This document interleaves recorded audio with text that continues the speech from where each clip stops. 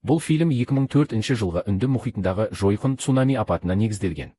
Генри мен Мария атты ерлі зайыптылар отбасымен ұшақта келе жатқанын көреміз. Өзара әңгімелесіп отырады. Солай Таиландтың Каолак деген жеріне жетеді. Оларды қарсы алған қызметші орындарына апарып көрсетеді. 3 баласымен олар Жапониядан келгені белгілі болады. Әкелерінің жұмысы сондай екен. Әйелі дәрігер, бірақ қазір жұмыс істемейтін болып шығады. Кешке тамақтанып болған соң барлық адамдар жиналып жағаға келіп от шарларын жағып ұшырады. Балалар ұйықтап қалады. Ертесіне өздері видеоға түсіріп, балаларын оятып, оларға сыйлықтар беріп, су жағасында ойнап, көңіл көтеріп жүреді. Бәрі суға түсіп, балықтарды тамашалайды. Солай күн өтіп кетеді. Келесі күні балалар үстел теннисін ойнап жатады. Әйелі күйеуінің жанына жайғасады. Кейін ол балалармен ойнауға кетеді. Бір кезде самал басталады. Кітабының бір парағы ұшып, әйнекке жабысып қалады. Барып алмақшы болғанда ұшып бара жатқан құстардың, жануарлардың дауыстары естіліп, бәрі бірдеңе болды дегенде халық үрейленіп тұрып қалады. Жер дірілдеп, пальма ағаштары біртіндеп құлай бастайды. Сөйтсе, цунами болып, су барлық жерлерді басып келе жатыр екен.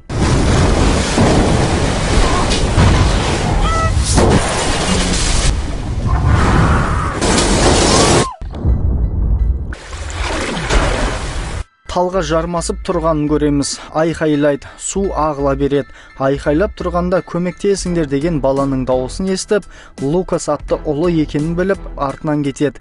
Баласы болса, анашы мені шығар деп ағып кете барады.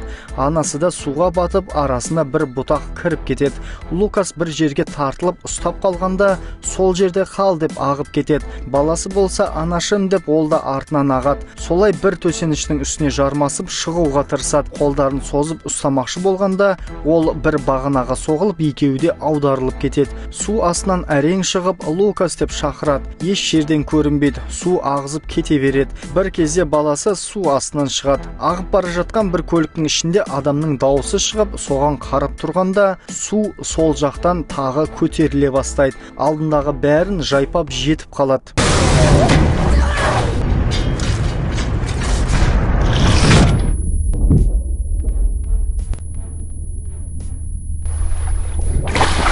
Анасын айқайлап шақырады. Көрінбегеннен кейін жылап тұрғанда талған анасын көріп, жоқ деп ол бір жерге кеп тоқтайды. Анашым деп қатты айқайлайды. Сонда анасы есін жиып қарайды. Бір-біріне қарай жүзеді, құшақтасып жылайды. Сөйтіп құлап жатқан талды көріп, соған жақындап ұстап тұрады. Қорқып жатқан баласын тыныштандыруға тырысып құшақтайды, ал су ағысын тоқтатпайды. Кейін бір қамыстардың арасынан келе жатып, өлген итті көреді. Анасының артқы сан етінің салбырағанын байқап, ана дегенде ол бұрылып қарағанда кеудесінің жараланғанын көріп кері айналады. Не болды десе, қан дейді. Кеудесін жауып, ештеңе етпейді деп оны қорықпауға шақырады. Баласын алға жіберіп, өзі артынан ақсаңдап еріп келеді. Қамыс арасынан шықтық-ау деп алдына қараса, барлығы қираған екен. Анау үлкен тал, соған шығайық дейді. Содан аяғын орап, байлап, талға қарай жол тартады. Келе жатып, бір баланың дауысын естіп, көмек беру керек дегенде, Лукас өзімізге көмек керек. Тағы бір толқын болса өліп кетеміз дейді. Балам, бізде басқа амал жоқ деп екеулеп іздеуге кіріседі. Мен оны көріп тұрмын деп жақындайды. Жапырақтарды алып бетін ашады. Атың кім деп сұрап, Дэниел екенін біліп, оны жайлап алып шығады. Арқалап талға келеді. Бір сусын тауып, қалтасына салып, баланы жоғары шығарып отырғызады. Анасына мен қазір барамын дегенде, жоқ, мен шыға алмаймын, сол жерде қал дейді. Сөйтіп өзі шығуға тырысады. Аяғының қаны аға береді. Болмаған соң Лукас түсіп, қолын байлап, аяғымен басып, көтерілуге кіріседі. Иығын басып зорға дегенде жоғары шығады. Лукас сусынды ашып береді. Ол бір ұрттап Дэниелге ұсынады. Ол да ішіп алады. Кейін өліп жатқан адамды, демалған балықты, жалпы апат болған айналаны көрсетеді. Біраз уақыттан кейін тықырлаған дауысты естиді. Көзін ашып, естідің ба деп тұрады. Сонда келе жатқан екі адамды көріп қуанып кетеді. Баланы арқалап, анасын сүйреп келеді. Ауырғаннан әйел шыңғырып, шыда шыдап жүреді, есінен танғандай ештеңе естімейді. Шүберекті сығып, бетіне суды тамызып, оны оятады, әйелді көтеріп киіндіреді. Жолда келе жатып неше түрлі адамдарды, мәйіттерді көреді. Ауруханаға кеп тоқтайды, көтеріп ішке кіргізеді. Іште де түрлі жарақат алған адамдарды көреміз. Оны бір бөлмеге кіргізіп кетеді. Оған укол салып, киімін кесе бастайды. Содан болған соң оны адамдармен бірге жатқызып қояды. Лукас бірдеңе жеуіңіз керек деп жеміс береді. Жанында жатқан әйелге тіл қатады. Менің атым Мария деп өзін таныстырады, алайда ол үндемей аспанға қарап жатады. Оған мандарин бер дейді. Лукас созғанда ол тұншыққандай боп қан құса кетеді. Оны жанымен жатқыз деп анасы да қан құса бастайды. Уайымдаған бала арт қарайды. Аузынан қанмен бірге ұзын бір нәрсе шығады. Уақыт өте бір адам туысын іздеп кіреді. Біреулер әжетханаға барғым келеді деген сынды адамдардың сөздерін естиді. Сонда Лукасқа айналаңа қара, адамдарға көмек бер дейді. Не істеймін дегенде білмеймін, бірдеңе істе деп оны жібереді. Жаймен келе жатады. Біреу отбасын іздеп жатқанын айтып сұрайды. Есімдерін айтыңыз, іздеп көрейін деп атын жазып алып, Бенстромды көрмедіңіз ба деп сұрастырып кетеді. Сөйтіп жүргенде әркім өз туыстарының аттарын оған айтып, ол жазып алып іздеп жүреді. Джозеф Бенстром, Рената Кастарини, Гуннар Дил, Анна Марида Браун. Бенстромды келе жатқанда, «Я» деп бір бала жауап береді. Сол екенін біліп, қуанып, құшақтап, әкеңді шақырам деп жүгіріп кетеді. Төмен түсіп, әкесіне келеді. Ол баласын көріп, құшақтайды. Оны көрген Лукас қуанып, анасына жеткізбек боп, оған қарай жүгіреді. Орнына келсе, анасы жоқ болып, «Ана» деп айқайлайды. Сонда бір қыз келіп, жағдайды сұрап, «Менімен жүр, көмек беремін» дейді. Біреумен сөйлесіп жатады. Келіп, «Атың кім? Кіммен келген едің?» деген сияқты сұрақтарды қойып, қағазға Лукас деп жазып жабыстырып кетеді. Жоғалған балалардың аймағы екен. Айналасындағылардың да аттары жазылғанын көреміз.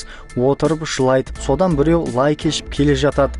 Қызыл допты көріп, тоқтап, оны алады. Сөйтсе, әкесі екен. Жан жағына қарап, «Лукас, Мария» деп шақырады. Қонақ үйге жақындайды. Бір тік ұшақ әуеден сіздерге транспорт жіберілді. Қонақ үйде қалу қауіпсіз деп хабар беріледі. Ішке кіріп, бөлмелеріне келеді. Жоғары қарап, үстелге аяғын қойып, шығамын дегенде ол сынып құлайды. Ауырсынып жатқанда төбеден, «Ей, Генри, тірсің ба?» деп бір жігіт көрінеді. «Балаларымды шақыршы» дейді. Ол кеткенде тесікке үңіліп қарап жатады. Сонда екеуі келеді. Ортаншы баласы Томасқа «Бері келші» деп шақырып, Лукас пен анасын таппағанын айтып, құтқарушылар келіп алып кетеді. Бірақ мен бармаймын, іздестіруді жалғастыруым керек деп, кіші інісін қамқорына алу керектігін, оған сенетінін жеткізеді. Эвакуация басталады. Балаларымен келіп, көлікке отырғызады. Мен бармаймын деп, оларды құшақтап, балаларға қарайлай тұрыңыз деп бір әйелге өтініш жасайды. Ертең көрсеміз деп қалады. Көлік жүріп кетеді. Түнделетіп, «Мария, Лукас» деп іздеп жүреді. Солай бір жерде құлап, шамы өшіп қалады. Тас жолға шығып, бір көлік тоқтап, оны құтқару аймағына әкеп тастаған екен. Ол жерде бір-біріне жағдайларын айтып отырады. Үлкен баласымен әйелін іздеу үшін қалдым деп жеткізеді. Ішіндегі біреуі, «Мен де туыстарымды сенімен бірге іздейін» деп екеуі келіседі. Лукас Беннет деп оны шақырып әйелге әкеледі. Оған заттарын көрсетіп, «Мыналар таныс па?» деп сұрайды. Сонда ол қобалжып, әрқайсысын алып көреді. Таныс емес сияқты деп нақты айтпайды. Сөйтіп оны ертіп әкетеді. Бір палатаға келіп, қолында жазуы бар әлсіреген әйел жатады. Анасы боп шығады. «Қайда кеттің?» деген анасына, «Сіз қайда кеттіңіз? Сізді өліп қалды деп ойладым» деп құшақтайды. Қыздың айтуынша, хирургияда оның картасын шатастырып алыпты деп кешірім сұрайды. Кеудесіне жасалған отадан көп қан жоғалтқанын, аяғының отасын көтер алмауы мүмкін дейді. Жақсы болғанда ота жасайды деп хабарлайды. Содан Генри жігіт екеуі туыстарын іздеуге кіріседі. Мәйіттерді қарайды, тізімдерді көреді. Мына жерге баруымыз керек деп тұрғанда, әкетіп жатқан балаларға қарап, өз балаларына қарайлай тұр деген әйелді байқап қалып, ақсаңдап жүгіріп келеді. «Менің балаларым қайда? Оларды алып кетті, мені олармен жібермеді. Қайда әкетті?» десе, «Білмеймін, кешіріңіз» деп кетіп қалады. Балалар көлікте келе жатады. Анасының қасында отқан Лукас Дэниелді байқап қалып, артынан барады. Ол әкесімен кездескен екен. Оларды көріп, көзіне жас толады. Жүгіріп кеп, «Кімді көрдім, айтайын ба?» дегенде, «Менің аяғымның түсі қандай?» деп сұрайды. Жамылғыны ашып көріп, қызыл деп алдайды. Тез жүгіріп келіп, қызға анамның аяғы жаман күйде дегенде, оған жақын арада ота жасайды деп жауап қатады. Генрилер көлікпен бір жерге келіп 5 минут уақыт беріңіздер. Жанындағы жігіт те туыстарының аттарын қағазға жазып беріп жібереді. Әлсіреген Мария су ішкім кеп жатыр деп Лукасты жұмсайды. Жақсы деп пердені жауып кетеді. Генри тізімді қарап тұрып таппаған соң, өзім қарап келем деп төмен түседі. Сол кезде мына жақтан Лукас келеді. Генрилер Лукастар жаққа тоқтағанын білеміз. Төменде әрқайсына қарап өтеді. Жабық тұрған әйелі күйеуін сезгендей қарайды. Көлеңкесі сәл тұрып кетіп қалады. Лукас жоғары шығады. Төменде әкесі кетіп барады. Суды алып жатқанда әкесін көріп, әке деп жүгіріп кетеді. Айқайлап іздейді. Сыртқа шығады. Балалардың да көлігі тоқтайды. Кішкентайы дәретке қатты шыққысы келгеннен көліктен түсіп, шетке барып дәрет сындырып тұрғанда, арт жақтарынан Лукас жүгіріп өтеді. Ол айналасын қарап жүреді. Таппадым деп Генри кеп отырады. Есікті жауып, көлік от алмайды. Қызыл доппен ойнағандарды көріп, бірдеңе сезгендей қарайды. Балалар да болып көлікке жүгіреді. Сол кезде Лукас жан-жағына қарап, амал жоқтан қатты әке деп айқайлайды. Оны естіген балалар, бұл Лукас қой деп оны көріп шақырады. Лукас! Саймон!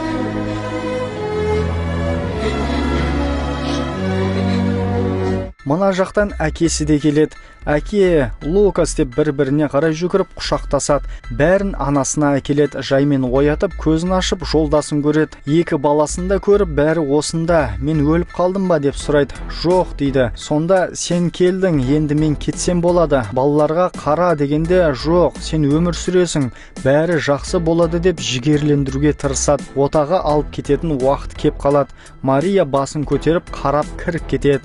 Отбасы уайымда күтіп отырады. Таң ата әкесі келіп, анаңмен бәрі жақсы, үйге қайтамыз деп жедел жәрдем көлігімен кетеді. Әуежайға келіп, Оливер сақтандыру компаниясын деп таныстырып, олардың Сингапур ауруханасына баратынын жеткізеді.